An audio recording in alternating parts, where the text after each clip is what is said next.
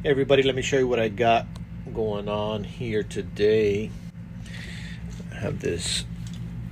This was a custom build that I actually did here. The customer wanted to install Linux on it, but he took it home and just kind of did it himself. He was running into some trouble with getting that installed and getting multiple monitors to work, so I brought it back and did a fresh install over here of Ubuntu 22.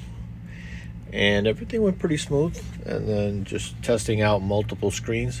So we got it there with a HDMI, and then it's got what, 1 2 3 display ports. I don't have a this monitor does have display, but I don't even have a display port cable.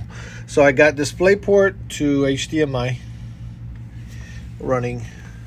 So I'm running HDMI up here, and then this one's running, straight HDMI. So if I pull this back, right, you could, see us drag. Can I grab that? And let's drag that over there.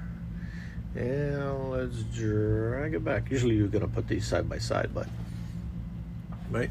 So I got that going on there, and this is another browser, which we could bring here and bring it back. So they're working fine. That's Chrome running, and then this is Firefox running. So looks fine. I'm gonna let that run, but I just have not run into any glitches, so I don't know what could have been. I don't know what really could have been the problem with them. It's running pretty smooth, and Linux is running super. Actually, this is the first 22 installation.